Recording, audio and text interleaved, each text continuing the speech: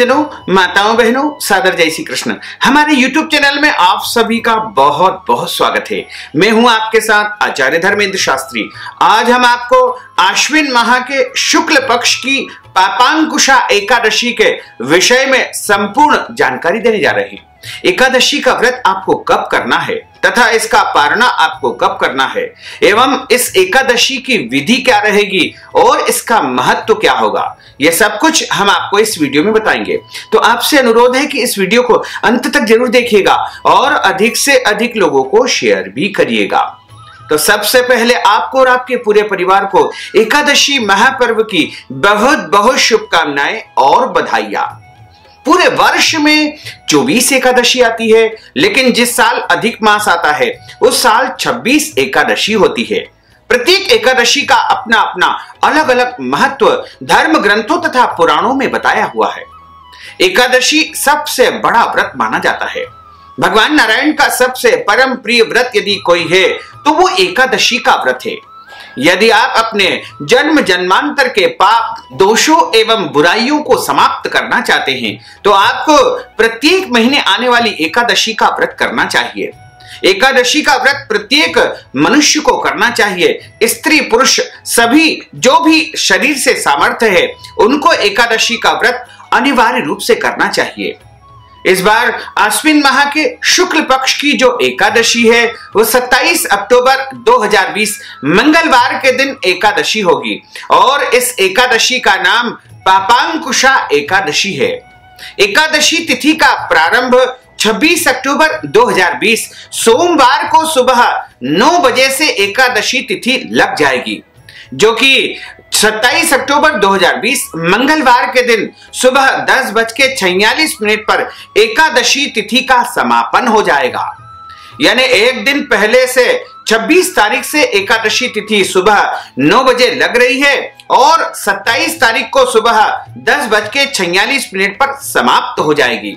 धर्म ग्रंथों और पुराणों में लिखा हुआ है कि दशमी युक्त एकादशी का व्रत कभी भी नहीं करना चाहिए और सदैव जो वैष्णव जन होते हैं वो द्वादशी युक्त एकादशी का ही व्रत करते हैं। इसे ही हरिवासर भी कहा जाता है तथा सूर्योदय व्यापिनी जो एकादशी होती है वो सबसे श्रेष्ठ और महत्वपूर्ण जो है मानी गई है।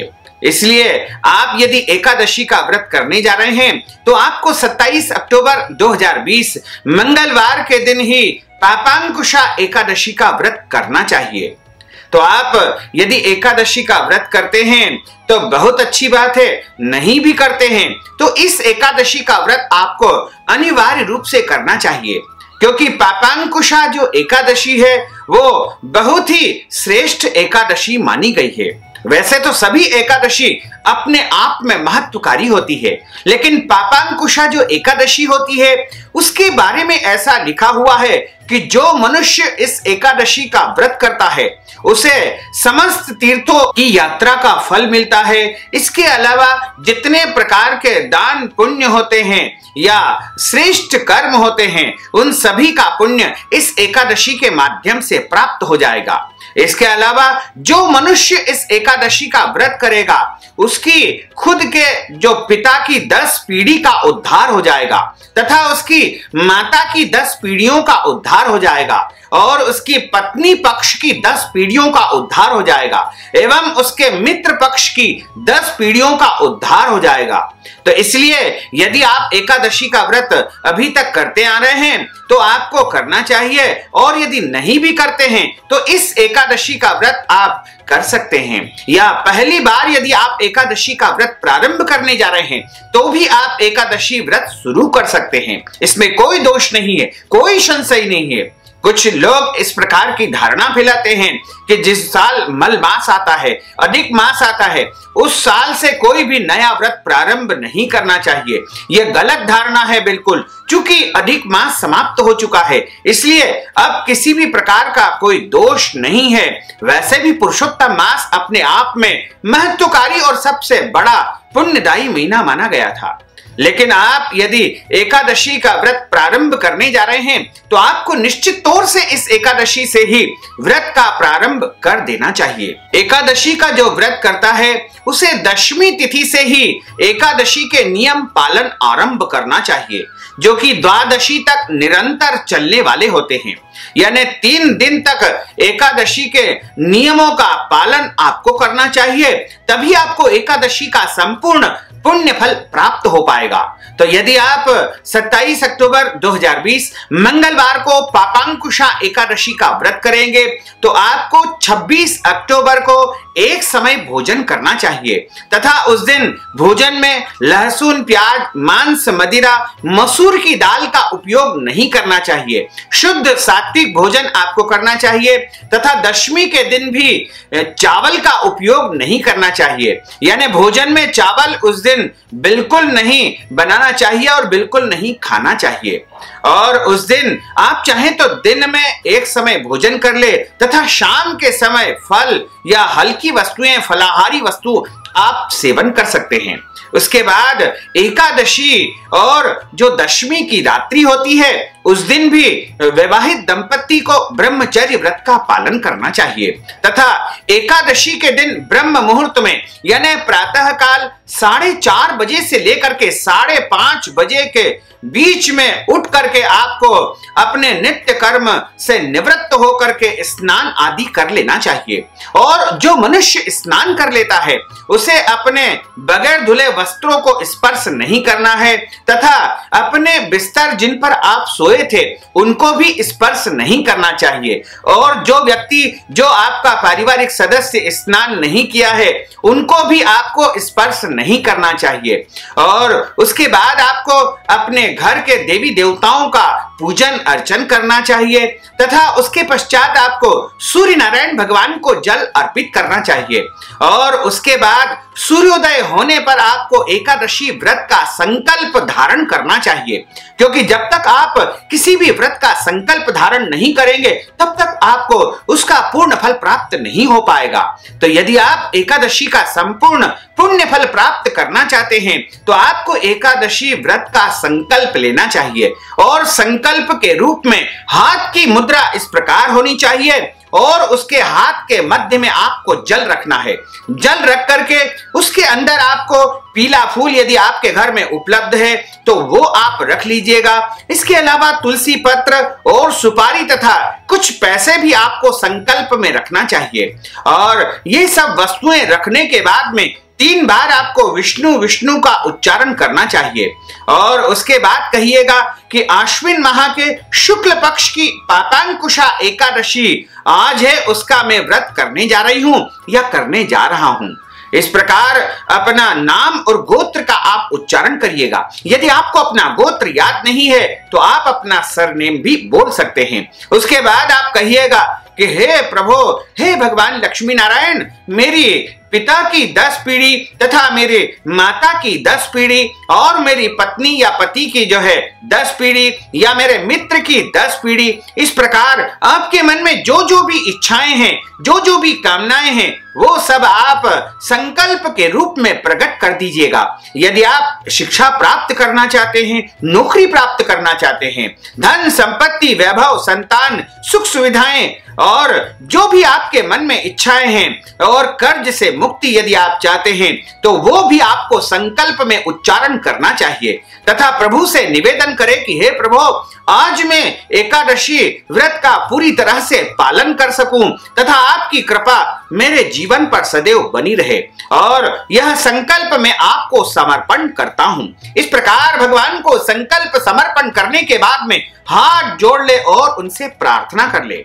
अब आपका एकादशी व्रत प्रारंभ हो जाएगा।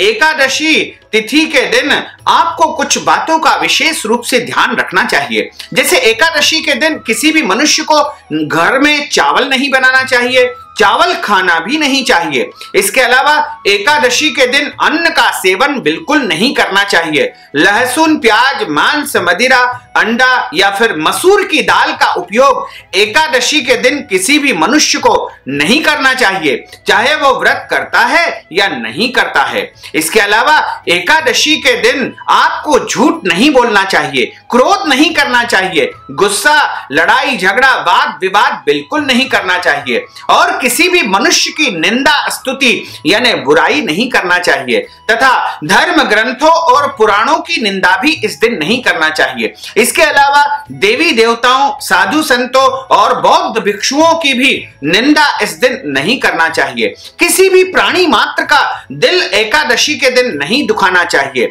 घर के बड़े बुजुर्ग जैसे माता पिता, सास ससुर या अन्य पूजनीय व्यक्तियों का दिल भी इस दिन नहीं दुखाना चाहिए। उनके साथ किसी भी प्रकार की अभद्रता या वाद विवाद, लड़ाई झगड़ा आपको बिल्कुल नहीं करना चाहिए। एकादशी के दिन पेड़ पौधों को नहीं काटना चाहिए तथा दाढ़ी कटिंग या शरीर के अंग के कोई भी बाल आपको एकादशी के दिन नहीं कटवाना चाहिए तथा एकादशी के दिन आपको पेड़ पौधों को नहीं काटना चाहिए। और एकादशी के दिन तुलसी जी का आप पूजन कर सकते हैं, लेकिन तुलसी पत्र इस दिन नहीं तोड़ना चाहिए। हालांकि कुछ ग्रंथों और पुराणों में एकादशी के दिन तुलसी पत्र तोड़ने का लिखा हुआ है, लेकिन इस विषय में आपको यह ध्यान रखना है कि तुलसी पत्र नहीं तोड़े तो ही अच्छा रहेगा। तुलसी जी का आप पूजन कर सकते हैं, इसमें कोई दोष नहीं है। केवल तुलसी पत्र तोड़ना इस दिन वर्जित माना जाता है। क्योंकि एकादशी का जो व्रत होता है बिना तुलसी पत्र के पूर्ण नहीं हो सकता है, इसलिए आपको एक दिन पहले से ही तुलसी पत्र तोड़ करके रख लेना चाहिए। तुलसी पत्र कभी भी बासी नहीं होते हैं। पुराने तुलसी पत्र, सूखे हुए तुलसी के पत्ते या फिर चढ़े हुए तुलसी पत्र बार बार धो करके आप उपयोग कर सकते हैं। वो कभी भी बासी या निर्माल्य नहीं होते हैं। तथा एकादशी के दिन आपको अपने घर के पूजा स्थल पर एक चौकी के ऊपर पीला कपड़ा बिछा करके उसके ऊपर गेहूं रख करके या फिर अन्य कोई भी धान्य रख करके, तिल रख करके और कलश की स्थापना करनी चाहिए। कलश में जल भर करके कलश के कंठ से आपको रक्षा सूत्र या मोली बांधना चाहिए। उसके ऊपर आम के पत्ते रख करके एक नारियल रखना चाहिए और सबसे पहले भगवान विष्णु का, नारायण का पूजन आपको करना होगा तथा कलश का पूजन आपको करना चाहिए तथा पूजन अर्चन संपन्न होने के बाद उनकी आरती करना है और आरती करने से पहले आपको कथा का श्रवण कर लेना चाहिए। कथा आप सुबह भी सुन सकते हैं, दोपहर के समय भी सुन सकते हैं या फिर रात्रि के समय भी सुन सकते हैं। एक से अधिक बार भी आप कथा सुन सकते हैं, लेकिन ध्यान रखिएगा कि कथा हमेशा ब्राह्मण के मुखार विंद से ही सुनना चाहिए, यानी ब्राह्म वाक्य जनार्दन। इसलिए हमेशा ब्राह्मण के मुख से कथा सुन करके, कथा सुनने के निमित्त उनको दान दक्षिणा या धन राशि अवश्य प्रदान करना चाहिए, तो ही आपको कथा का संपूर्ण पुण्य फल प्राप्त हो पाएगा। यदि आप हमारे चैनल पर देखेंगे तो हम आपके लिए कथा की वीडियो अलग से प्रस्तुत करेंगे, उसको आप जरूर देखिएगा और अधिक से अधिक लोगों को शेयर भी करिएगा। इसके अलावा आपको एकादशी के दिन रात्रि जागरण करना चाहिए। यदि पूरी रात आप नहीं जाग सकते हैं तो 1 प्रहर, 2 प्रहर, 3 प्रहर या 4 प्रहर तक आप यानी पूरी रात जाग सकते हैं। 1 प्रहर का अर्थ होता है सायंकाल 6 बजे से लेकर के 9 बजे तक पहला प्रहर रहता है। उसके बाद रात्रि 9 बजे से लेकर के 12 बजे तक दूसरा प्रहर रहता है। उसके बाद रात्रि 12 बजे से लेकर के 3 बजे तक तीसरा प्रहर रहता है और उसके बाद सुबह 3 बजे से लेकर के 6 बजे तक चौथा प्रहर रहता है। रात्रि जागरण करके भगवान के भजन कीर्तन करना चाहिए या नाम स्मरण करना चाहिए। एकादशी के दिन आप अन्न दान कर सकते हैं, गौ दान कर सकते हैं, गौ माता की सेवा कर सकते हैं, गौ माता को हरी घास खिला सकते हैं। इसके अलावा ब्राह्मण को आप वस्त्र दान कर सकते हैं, फल दान कर सकते हैं, पात्र दान कर सकते हैं, तो अनंत गुना पुण्य फल आपको प्राप्त होगा। इसके बाद आपको एकादशी व्रत का पारणा 28 अक्टूबर को सुबह 6:48 से लेकर के सुबह 9:48 के बीच में करना चाहिए। पारणा का अर्थ होता है समय यानी व्रत खोलने का सही समय। व्रत खोलने के समय को पारणा कहा जाता है। यदि आप सही समय पर व्रत का पारणा करेंगे तो ही आपको उत्तम पुण्य फल की प्राप्ति हो पाएगी।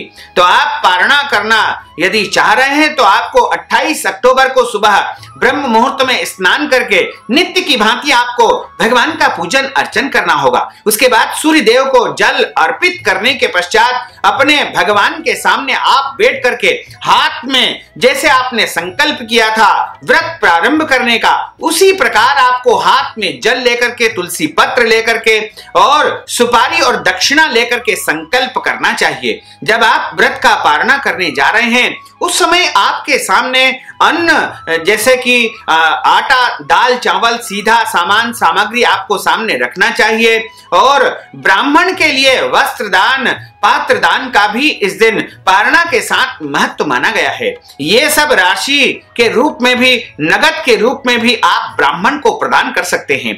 तो पारणा करने के बाद आपको तुरंत ही उसी समय आपको ब्राह्मण को धन राशि के रूप में अन्नदान, वस्त्रदान, गौदान, ये सभी वस्तुएं नगद राशि के रूप में आप प्रदान कर सकते हैं।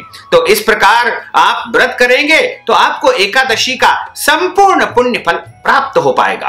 तो भक्तजनों, माताओं, बहनों, हमने जो ज्ञानवर्धक जानकारी आपको दी है उसको आप अधिक से अधिक लोगों को शेयर करिएगा, लाइक करिएगा, कमेंट करिएगा और यदि अभी तक आपने सब्सक्राइब नहीं किया तो अभी और इसी समय सब्सक्राइब अवश्य कर लीजिए। आपको और आपके पूरे परिवार को सादर जय श्री कृष्ण, सादर धन्यवाद।